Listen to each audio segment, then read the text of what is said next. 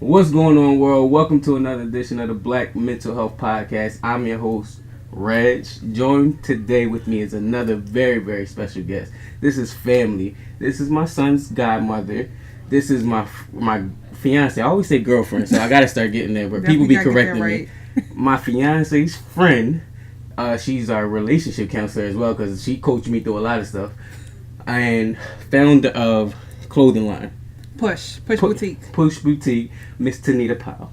Hi guys. Well, so I told y'all she was my relationship counselor, so I decided to have her on the podcast because she had a history of relationship that I found very interesting, and I trusted her. I never trusted my girls' friends with their relationship because they never. I guess I didn't feel like they amounted to what I believed that she needed to amount it to, and I didn't have to dictate that, but I just didn't find value in them. But she was one of the persons that I kind of gravitated to because she did everything. She came from the bottom. She was able to raise her kids, like everything, get the good job. So I was like, you know what, I mess with her. I can ask her for actual advice. But your story was way more interesting than anything. So I guess start back in the beginning, I guess, where it was like I think you was dating a basketball player. Yeah. Okay. And like, where did y'all meet? In high school? We met in high school, and we lived around the same area. Okay, so y'all met in high school, and then y'all moved overseas. So we met in high school, and it was just like for fun. Okay. And then it got serious because I got pregnant. When I found out I was pregnant the day after my graduation, and that's when he manned up, and it was like I'm still gonna pursue my basketball career, but you gotta come with me with the baby. Okay. So that's how we moved overseas. Oh, so y'all already had the baby prior to him actually moving? I mean, going for the NBA? Yeah, we left when... I'm sorry. Actually, he was going to college. Okay.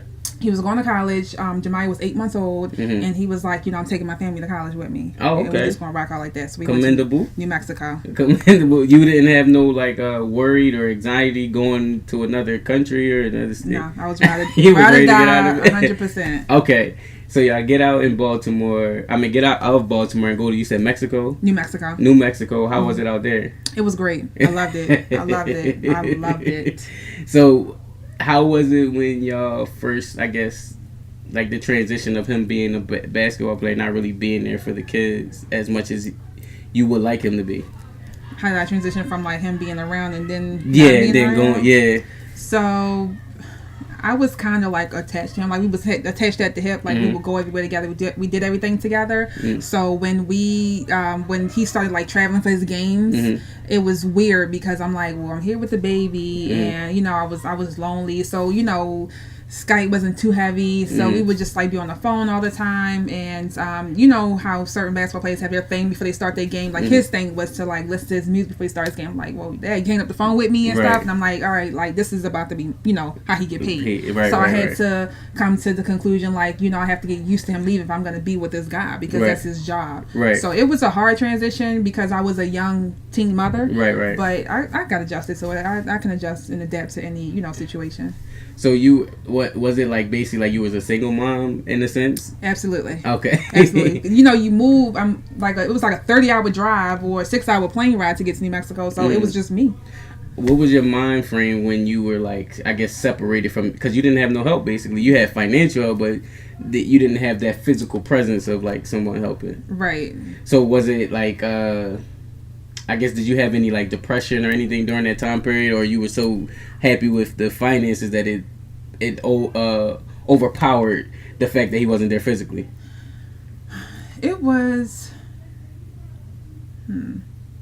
I don't know. I was like a little depressed at first, like because I'm like, oh, like I can't just like go around the corner to my mother's house or my sister not popping up, coming over. So it was like I was depressed at first, but then when I started meeting people, like I would get out. I went to school out there. Okay. I would get out. I met people, and like we had similar situations. Okay. So a lot of them have kids. Like I guess all my friends had kids in New Mexico. Right. So kids would play, and I just felt like that mom that had the friends with the same age kids. So I adapted to the situation pretty easily. Okay, so y'all it was going along. When did it start to get rocky because he wasn't there? It started to get rocky when, like he knew how good he was, I should say. It's the girls started coming around. He in college. You're trying to be this, husband provider at a young age, and you haven't lived your full fun, sowing your royal oats life or whatever. Right. So he started messing with the girls and stuff like that. That's when it started getting hard. Actually, it started getting hard. It got easy and it got hard. Okay. And it started getting tough because I'm like, I don't have, I could talk to my friends out there, but it's nothing like having your family. I'm close with my sisters and my mother, so that was hard. So it started to get rocky. The girls, what was did you just cheating, the disrespect? It went for like a left turn. Okay. Did it last for a long time? It was first. I was young. It was like, he cheated, and then I got over it, and then we moved on, and then he would do good for a little bit, and then it was a repetitive behavior. Okay. But me, loving him and wanting things to work, how you have that thing in your mind, like, work it out for the kids. Right. So I'm like, he cheated, but he loves me. He's come home to me, so I'm gonna make it work for my daughter because they like super duper close. Right. So I just it wasn't my breaking point, obviously. Right. So we were just still like going back and forth with the whole, okay, we together, we not together, or we working things out, we not working things out. It was a lot of back and forth in that aspect. Did you ever feel like you stayed because you felt like he was going to, like you didn't want somebody else to reap the rewards that you put in the work for? Yeah, and that's another thing. I mean, it was baby steps, and we had got to a point, not a far point. Right. But where I had got him at, I'm like, if I let another female get up in here, what I'm saying? I done did the crying and the hard work, the sweat and the tears, the laundry, the cooking, and then the next chick gonna come up in there, you know what I'm saying? Right. And she just pick up a little bit of cooking or whatever, and then she reap the benefits. I'm like, no, not nothing to happen. Right. And me, I'm like I said, I'm ride or die. I rock stuff out until I reach a breaking point. Right. So what was the breaking point? Like, what was that night of the actual, like, you know what, this is it. I'm tired of going back and forth. Like, I know it's done. That's when we had our son. So it was years later. Okay. We were at my apartment, and one day we were, like, making breakfast, and it went left. He was, like, I feel like he was, like, showing up in front of my sister and her boyfriend, like, yeah, make my plate. And I'm like, nigga, like, you make your own plate. Like, that's what we used to do. Like, what's going on with you this morning? So he was like, what you mean you ain't making my plate? I'm like, I'm not making a plate. Like, I just made a whole big breakfast. My sister here, boyfriend here, like, just take up your own plate. Right. I'm about to feed the baby. And, like, I didn't think nothing of it. Right. And, like, but he was really serious. So he was like, I'm tired of you fucking disrespecting me. And, like, he's, like, ready to fight. And we had a little violent relationship. Like, you're not about to, put your hands on me and I'm like a battered woman. Like, we gonna fight. Right. So, he was right. Like, it was go time. And I'm like, you know what? For you to keep thinking that it's okay to put your hands on me and we about to sit here and keep, scuffing it out all the time, I am done. And I never called the police on that man, not one time in my life. So I knew at that moment it's my breaking point because I called the police. I never called the police on him. And I was like, I told them, I said, I want him out of my house. And then they removed him out. And from then on, like, I was like, I got to rock this out. I don't know. Talk more about the mind frame of, there's a difference between someone beating you and you and someone fighting. Like, I think people confuse. It's like levels to, like, because they'll say men not to hit women, but couples actually, like, fight. It ain't no she just getting her ass beat or he like, or vice versa, or he just beating her, she beating his ass. It's more like, no, we fight and then we make up. Like, is there in your mind, was that like not cool, but like, all right, well, since I'm not just getting him beating me up, like, this is okay in a sense? In my mind, it was okay. I thought it was okay because I always I hear different stories. Like I've heard a friend of mine, I ain't gonna put her business out there, she'll say, yeah, he was beating me up, and I'm like, well, what happened? What'd he do? Yeah, he pushed me. I'm like, that's not beating you. Like, you gotta be careful with that type of words, because them languages, that's why 3 or 4 cops pull up. That's not good. Yeah. It's like, yo, you gonna get this man in some serious trouble, especially, you have all these cases where women, because their feelings are hurt, they'll just call a certain type of way, and it's like, yo, you gotta be real careful. But so I just wanted to, like, dive into that a little more. Now, when you left, did you like ask him like, yo, can you give me some money, or did you like, you know, where the money was at, or he had money? That's one thing. We was okay with money. I left everything. I left everything. I didn't want a dime from him. I wanted to start over from scratch. I left everything. Everything. So I took a flight. Like I said, my son was probably about not even 2 months old. I took my son, took some bottles, some water. Only thing I took from him was money from me and my daughter's flight tickets. I took the money for our flight tickets. I packed our clothes. I didn't want the furniture, the house, nothing. I said, I am done. So I literally, I think I got a flight for like 3 days later. Stayed with my friend for those 3 days, and we was out in Delaware. Them 3 days, was he trying to get in contact with you? Oh, absolutely. Absolutely. And that's another thing. When I was younger, that always worked for me. So if you don't give your yourself a chance to think, because that person is always there to like get in your brain, and you don't have a chance to separate yourself and say, I need to get out of the situation, because they're so fast to be like, oh, I hurt you, but I didn't mean to do that, come back. And you're not really thinking. So it's like, all right, I'm gonna come back, but this time, like, I had a chance, you know what I'm saying? Like, I was at my friend's thing. I'm like, I'm not going back. Like, I'm done. Like, I call the police on you. I'm done. I'm done. Like, I just want to go. So what would he used to say that would make you come back? Because I'm thinking of the young girls that's out there that's going through those situations, and maybe to know what signs to look for, so that way they don't find themselves in certain predicaments. Because I'm a man, so I can't really tell you what not, like, I can't tell you from a woman's perspective. So I guess what would be like any inclinations of like, I should leave? Okay, so there are situations where men, you know, say you get into an argument with your woman, and then later on it's like, baby, I didn't mean to say that, and y'all, you know, reconcile. But in this situation, if he's whipping your ass and he comes back and, baby, I'm sorry, whip your ass, baby, I'm sorry, you need to leave, because that's a repetitive thing. He's gonna keep whipping your ass. He's not gonna change. Okay.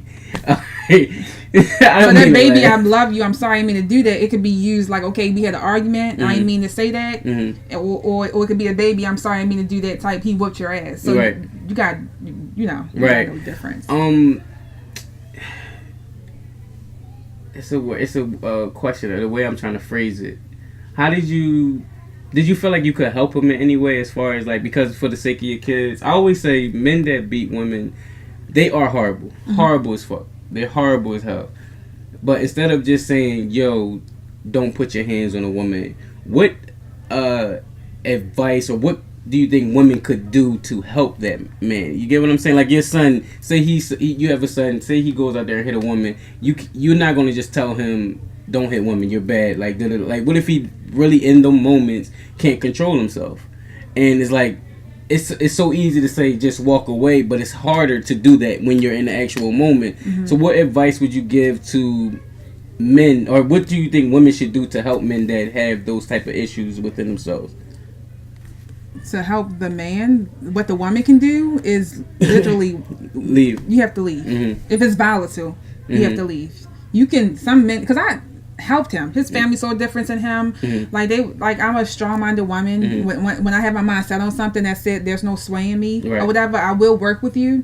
But if it's not going nowhere, like, then I let her go. But his family would say, like, we never seen so and so like this. You know what I mean? Like, you know, you changed him. And his mother, like, she hated me because she couldn't do that for his, you know, all the years that, you know, she raised him. She had drug issues. So she couldn't help him. So for me, this young girl, to be in his life, and I'm like in my young 20s or whatever, and I'm like, you know, I got him doing things he never done before. Like, this man never brought home roses and flowers and stuff. I had him doing that. His mother was a very big influence on him too, a negative influence on him. Let's start with that. But anyway, I changed him in a way, like, it was hard because years of his mother condoning his behavior and me walking in, like I said, when I did walk in as teenagers, and the little bit of time I had, I changed him a little bit, and he could get there.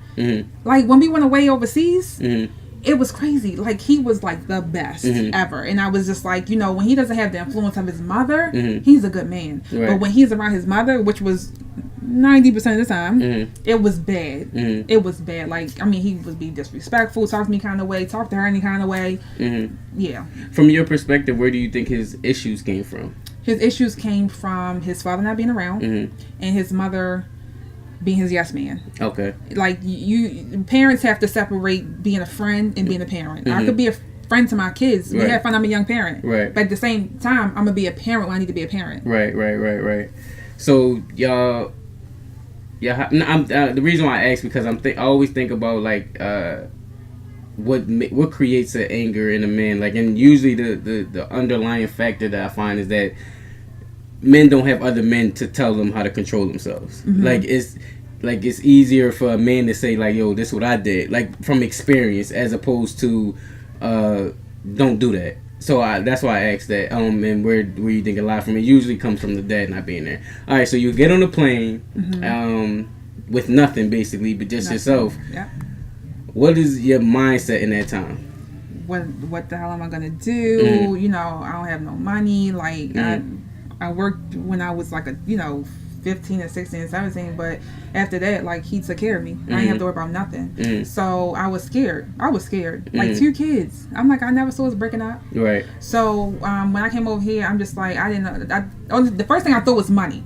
So I'm like, I didn't care where I worked at. I worked at the maids. I cleaned people's houses. Really? Yeah. I never knew that. Yep, I cleaned people's houses. That was my first job when I came to Delaware. And obviously I worked my way up from there. Right. But I didn't care. I just wanted my kids to be able to have. And and I wanted to obviously move out my mother's house. I moved out my mother. I wanted to get out my mother's house. So I was in public housing for like 3 months, and I was like, I cannot do this. This is not for me. Right. I ain't gonna lie, it wasn't for me. So I was just working, grinding. Like my friends didn't even know me no more. Right. They was like, we don't hear from Tanita. Who the fuck is Tanita? Right. Because when I say I was grinding, like, you ain't making a whole bunch of money. So I'm just like working, stacking my money up. I'm like, I gotta get out these dang old projects. Right. Like, it was a project. I don't know what the fuck it was. It wasn't no nice place. Right. So I was there for 3 months and I left. I got me an apartment or whatever, a nice apartment. Okay.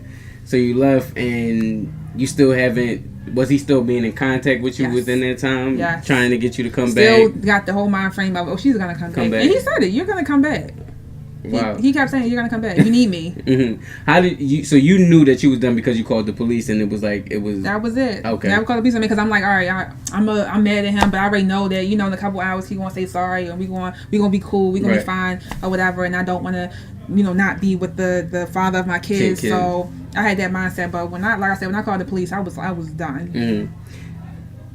What about that? Talk more about that, because I know women have that, I guess, that image of, I'm gonna be with this dude and I'm gonna have kids with him. We gonna get married. We gonna go off, live old, and then live happy ever after. But what happens when you break up that image? Like, how did that make you feel? Where the fairy tale is not there no more? It's a reality check. Like, it woke me the fuck up. It's like, yo, this is no fairy tale story. You gotta do for yourself, get your own, and you know what I'm saying, and evolve, move from there. Like, you can't. It taught me a lot. It can't depend on the man. You know what I'm saying? Like, it made me feel like that fairy tale shit does not exist. Like, people do have happy lives. Don't get me wrong, but at the same time, every individual have to live their lives and do their part in their lives. Even if you're in a relationship with somebody, I feel like each person have to collectively do their part to make it work. So So is your perspective tainted on that image now forever? Like, do you believe in, like, I guess the fairy tale, like, sweep him off his feet, love at first sight? Or I believe there's love at first sight. Okay. I still believe there's love at first sight, but the fairy tale, no. No. And I'm not knocking no relationships. There are happy relationships out there, and there are good guys out there. It's just I don't believe in the fairy tale. Like, I just feel like there's a relationship that could be close to perfect, but there is no perfect relationship. 100%. All right, so y'all, he's still trying to get you to come back. When did it finally hit him that you was done and you wasn't coming back? Like, how was his reaction? What was how did you know that he got it? When I was like in a point in my life where I was like, okay, had my support system, and when he was like, oh, now this bitch taking trips. oh, she's taking trips, so she's okay now because she has money to go somewhere. Right. So when his friends that follow me, running it back like, Tanita looking good. Right. Like, your kids look good on the gram, you know what I'm saying? Right. She looking good. Right. She's overseas, you know what I'm saying, taking trips and stuff, like she doing good. So, right. I know he don't follow me, so I know it's his friends running that stuff back to him. And he's like calling me like, I mean, it's just better if we were just in the same household. We could just at least be in the same households and raise the kids. I'm like, no, I got mine. I'm good. I don't want to live with you. I don't want to be with you. Like, couch trying to this day, if I was to just call him and be like, you know, I'm done with the fighting, the fussing, let's just be together and raise these kids together, he'll be here like that. Wow. Because he know I'm a good woman. Right. I give him the option to do like a third party, like almost like a mediation type thing. Like, okay, go through my mother, or you go through my sisters, or go through your cousin, because it's his family now. We're still close. Okay. But he doesn't want to go to nobody. It's like, oh, I have to speak to Tanita. If I tell him, oh, the kids at my sister's house, you can get the kids from my sister. Well, I need to get them from you. Right. If it's about the kids, if you want to be a parent, you don't care who you get them from. You will get your kids from them. Right. What really broke the camel's back was when Jemiah was in Baltimore at her aunt's house, and she called him. She asked me, "Mom, can I call my daddy?" I'm like, "Yeah." I don't like telling her no. She can't call him. So she was like, "Can I call my daddy or whatever?" Because she know if she's in Baltimore, he's in Baltimore. In the summertime. So I'm like, yeah, you call him. So she said that she told him she wanted to see him, and he was just like, yeah, you know, like, what time you want to pick you up or whatever. And she's like, 3:00, because I think that's when my sister's husband got home. So I was like, he can. She was like, he said, can I spend the night? And I was like, yeah, you can spend the night with him. So 3:00 come, no phone call. Then she's like 3:30, calling me at work. Mommy, I think he forgot. I felt bad. Can I just call him? Because, it's really not his fault. I think he forgot. I'm like, I'm pissed at this point. Right. So I'm like, yeah, Jemiah, sure, you can call him. Fine. So she called him. Yo, Jemiah, what happened? This is him. Jemiah, what happened? You supposed to have called me at 3:00. She was like, Daddy, like, you were supposed to pick me up at 3. So I told her, I said, Jemiah, just hang up the phone. I was done. So I had to have a conversation with her, and I had to tell her, Jemiah, if your father wants to see you, if I haven't seen her in 2 years, I will go over trips, buses, whatever I have to do, take a flight from one side of Baltimore, other side of Baltimore to see my kid. So the fact that he played those games with her, and he wasn't like, going out his way to see her, like his main thing on the phone asking her was, well, what's your mother's number? And you're putting her in between something that you and I already talked about. I told you you could not have my number. We have email. That's the only way. That's the way we can communicate. Right. So Jemiah's 11. She has a home cell phone, so you can talk to her. But me and you don't need my number.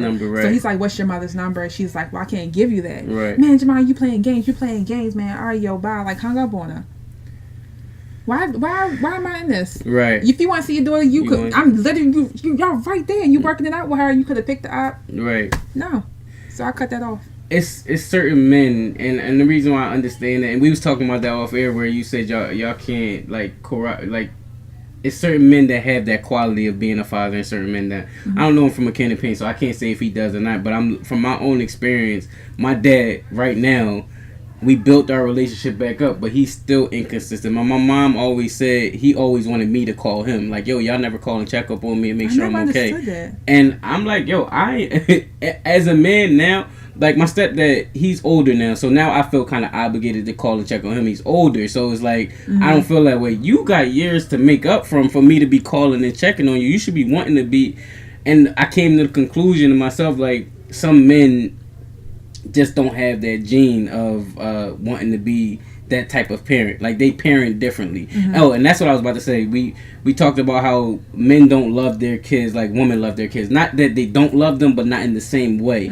So he's still inconsistent. And now, before I needed him, but now it's okay to have him. It's like, I need you, I don't need you now. Like, I don't need you as much as I did before. And it still hurts to this day, because it's like, yo, there's certain things I'm still learning about myself. You always gonna be older than me, so I still want to have that type of dialogue with you. But I don't have time for the whole me and you going back and forth. Like, we grown men, and at this point we gonna have to fight now, because you're not about to play with my emotions. Because before it would be like, oh no, he don't know no better. I had this whole notion and concept of our parents were people before they became parents, and just because they became a parent don't mean they are a parent. So now we're having these high expectations. The island almost came. I said I. These high H. I pronounced the H, guys. High expectations of what they should do as a mother or a father, and it's like now I took that strip from him. I'm like, I wouldn't even talk to you as a man now because of the fact. And I hope he sees this because we're not even talking right now. And really? Yeah, we're not talking. And it's off the simple fact. I think it was because I didn't hit him up when he was. He feels like when he's in town, I'm supposed to drop everything. Mind you, this was since the baby shower weekend. And you was there that weekend. And he's that day he wanted, I'm at my own baby shower, y'all. And he wanted me to stop and spend time with him. Like, yeah, maybe we can hang out today and be together all day. And he felt some type of way about that. Then the next day, mind you, we just did all this preparing. He wanted me to spend the whole next day. Granted, and this is about to go on a different story. We're going to get back to you. But granted, I had already spent all day with the baby shower, so we were tired. We was trying to recoup everything back, get our life together. Let's see what we get prepared for the baby. I was about to send. He was in Jersey. I'm in Philly. I was about to send for an Uber that was about to be $50 for him to come see me so he could spend time with me. And then I caught myself. And mind you, he was like, I didn't even think about it until I'm talking. He was like, man, I don't really feel like getting in the Uber. You can't just drive up here. You sure? And I'm like, you know what? I'm gonna talk to my girl, and mind you, I'm a grown man, and I'm still like afraid to tell him like no, and I'm not. I don't even look at it as afraid. It's just like you give him that kind of respect because he is your father. So I say all that to say, how do you think the impact of your baby father's relationship is going to have on your son?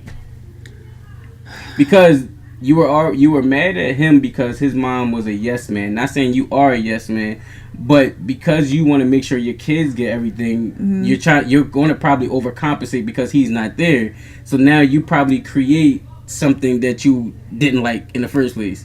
Right. So my kid, I do overcompensate for my kids because I try to fill that void, but at the same time my kids know the word no. Like Jemiah, they both had it in them. Jamar, he's just getting out of it, and Jemiah, she's out of it, she's 11. So they had this thing with no was foreign to them, and I'm like, they turn out like their father, like no, they don't understand no, and I'm like, I'm going back to back, like no, like I had to start and say, there is such thing as no, like I'm not gonna, you know what I'm saying, make you feel like the world's gonna be handed to you on a silver platter, and that's what his issue was. So I mean, yes, I do overcompensate, but at the same time, it's a balance. My kids understand the word no, and that you know I'm not gonna kiss your ass, and I'm not the type of parent like, oh, if you're wrong, I'm gonna clean your mess up and then tell you it's wrong in the house. No, if you do something, I'm gonna check your ass right there.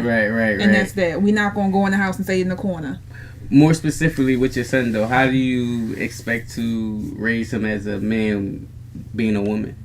Because you can raise a man. Well, my son, he has his grandfather. You know, he has what you call it, male figures around him. So I think he'll be, I can't say for sure obviously, but I think he'll be okay because if there's anybody I don't approve of, they won't be around my son. So the people that are around my son, the males that are around my son, I approve of, and that's how I see qualities in those men that I can say, you know, I want my son to be like, you know, that person in a way or something like that, just different parts from different people in a way. Right. So I can't teach him how to be a man, but I can damn sure teach him how to treat a woman. That is a key thing too. Like it's a lot of men that don't know how to treat women. Like a few of my friends just was talking about they don't even know how to date women. Like they haven't been on dates, and that whole concept is lost now because of like social media and stuff. And it's like I don't even think people go for walks with no more, like the whole dating thing. And I think it's because there's no men. I think a lot of this, because this is a mental health podcast, I think a lot of the problems is because there's no men there. And when I say men, there are males there, but there's no men that's there being fatherly and all of that stuff. Mind you, I had a couple of times where I that's why I understand it, where I was like, you know what, F this relationship, F these kids, like I'm out. But it's always like I value the men that were there with their kids and they were there with their wives, and it was like it's hard and I don't have nobody showing me this, but I'm gonna try to figure this shit out so that way it worked for me. I went through plenty crying nights and plenty like suicide and going crazy and all of that stuff because you trying to figure that shit out on your own is so fucking tough without no male figure there. And still, none of my friends got kids that don't look up to me, and what I'm doing is like, yo, I make the mistakes and then tell everybody, and that's still fucked up that you still gotta make these mistakes, and it's like, I guess that's just the cards that was laid for me. But I respect you for hanging in there. You could have, like you said, said, fuck these kids, fuck Lisa, and you could have went on about your life or whatever, but I respect you as a man. You know, like you said, you didn't have that. Nobody taught you this. This shit don't come with a book. Nope. But you worked that shit out. You made that shit work. You know what I'm saying? Mm-hmm. So that's respectable. I finally understand what women go through where men just run when they have children. And not saying all men do it, because that's why I support the men that stay there, and I show them on my Instagram. But most men, they don't know how to do it, so it's like, yo, the mom got it. Where women, they like, yo, I love my kid, I don't know what I'm doing, I'm gonna figure this shit out. Yeah. And I guess that's how you felt that day you actually left him, because it was like, yo, I don't know what I'm doing, I'm gonna be stressed, I'm probably gonna be depressed, I'm probably gonna go crazy, but I still have to figure this out regardless, because I had these kids. Your kids were your sense of motivation in a sense. Mm-hmm. So you leave, you move on, you get happy. Do you ever feel any remorse because that he's not going to be in their lives the way that you want them to be? I used to. Okay. But I don't anymore. Okay. Like, life has to move on. Mm-hmm. We've been in this battle since I was I'm gonna say 4 years ago. Mm-hmm. At this point, if we can't even come to some sort of median. Mm-hmm. It's no help. And I'm saying this for right now. Mm-hmm. Is that maybe in the future, God may come down, sit on the bed with him, have a conversation with him. But right now, I do not see a light at the end of the tunnel with him. It's just me and my kids. Mm-hmm. Do you ever talk down about him? Because my mom would say, I never talk bad about your father, and I would say, from her perspective, she did. Mm-hmm. She didn't, but with her saying you'll see, or all of these different little things, my expectation was already low. So my perspective of him was already tainted because of her broken heart. So do you ever feel like you give them a bad image, or do you let them kind of conquer up their own image of who their dad is? I would have said no before you just said that about your mother. Because I wouldn't have thought that was now that you said that it was, it tainted you as a child, now I could say yes, I do be like, all right, Jamar, you gonna see. I ain't gonna say nothing, but I'm gonna let you hear that one. So yeah. Because now the pain that my mom felt probably before is how I felt now. I remember specifically one time, and I laugh at it now because it's funny, but when I first started talking to my dad, I felt where he was coming from, where he had sent up money because he lived in North Carolina. He sent up money, but I think it was only $20. Oh. It's an effort. It's an effort. But when they sent it up, my mom was like, man, y'all go buy some food with that. That ain't no money. And they was making fun of him. And I guess it got back to him. And then he was just because I remember when I showed him, yeah, I was happy. Mm-hmm. As a kid, I'm yo, my dad just gave me $10 and I was going in there to happy. And she can't tell you nothing. $10, that's it. And I'm damn. And mind you, I'm maybe 8, 10, and it was $10 not enough. And now I already have a different perspective of him now. So when we talked, I asked him about that, not that specific time, but he said my mother will make him feel like it was no point in trying, because every effort that he gave, it was no point in doing it because it wasn't enough. So he was forget it, I'm not gonna do anything. And I looked at it as, all right, well, she shouldn't condemn you for your efforts. But then, as I'm older and growing into myself now, I'm if I wish I would give my little kid $20 and think that was supposed to be enough. But you know what's crazy, though? You say that, and for me, I guess because he was helping at first. Even though we was beefing, he was all right, take these couple thousand, take this, take that, whatever, or 300 here, 200, whatever he could send, he sent. But now, it's been years and he hasn't sent a dime. I always tell him, if you say, here, Tanita, here's $20 for you to put gas in your car and make sure Jamar get to school, I respect that because that's an effort. Because he may really not have it, and that's what he was saying. But then you have it, because you're surviving. So if you don't got it, somebody, the girl you with got it, whoever you screwing, whatever, somebody got it. So you and you're spending it on yourself. I feel like women, when they get it, they spend it on their kids. So it's like you can do it, you just don't want to do it, right? And you don't respect. And the crazy part is, me and my mom I'm a mama's boy at heart, but me and my dad are the split image of each other.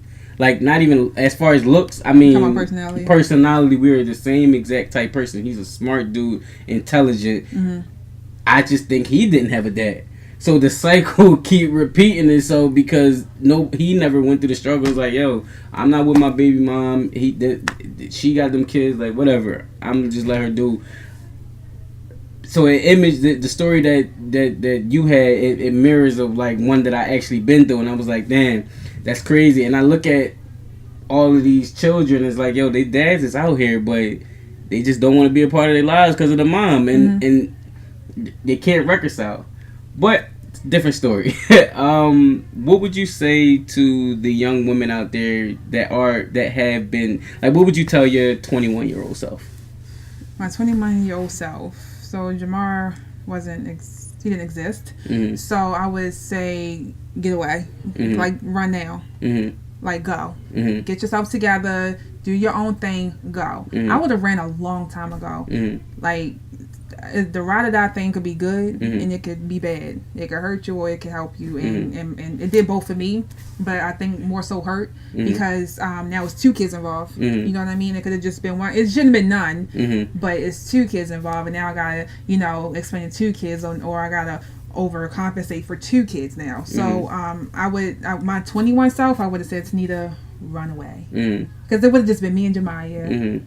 And I would have just been able to, figure things out more. One child, but when it's 2, it start, shit start. It was already real with 1, but shit start getting super. You got your second one. Shit start getting super real. It do. It get harder. The more kids you get, the harder it gets. The harder it gets. So I would have definitely told myself to just run, just go. Like, I shouldn't have stuck with him that long. I was about to say, how do you know when you're supposed to run and when you're supposed to stay? See, that's. My friend told me this too. I always would tell her, you know how you call your homegirl. Well, yeah, you don't know, but Lisa would know.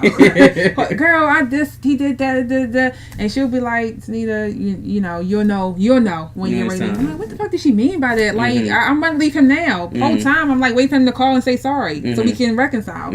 So she kept saying that. I'm like, I don't know what she mean, and it's something that came over me that day when I called the police. It was like fuck that, fuck him. Right. You know what I'm saying? Type feeling. So, you'll know. You had that. It's a feeling. It's, I don't know if it's a woman's intuition. I don't know what it is, but it was a feeling over me, and I was like, I'm done. I'm done. On that note, I guess, do you want people to follow you? Oh yeah, that's fine. Tell everybody where to follow you at. You'll be able to see her page not open, so she'll filter who coming in and who coming out. Because I'll put her name in there, but I guess you can spell it out for the people too. It's NITA_X2. That's Instagram. That's my Instagram. Okay, that's only IG. Yeah. And no thirsty people, please. Remember, everybody, this podcast is not a replacement to therapy. I know we got off of on a tangent on a couple of things, but we talked a lot about different mindsets and stuff that goes on in people's minds when they're going through certain things that leads to people committing suicide. She could have been off herself, yo, I can't take this shit, or depressed, and she could have been in a sunken place where she can't get out and she couldn't be there for her kids, or stressed and all these other feelings. But I'm happy that you made it out of it and you're able to share your story, and I thank you for sharing your story. And subscribe, like, share, all that other good stuff. I forgot the ending. This is not a place with their I forgot the ending. Don't worry, I'm gonna get it. I'm gonna get it. Thank you for listening. Remember, this is not a replacement to therapy. This is a place for people to share therapeutic stories. Thank you for listening.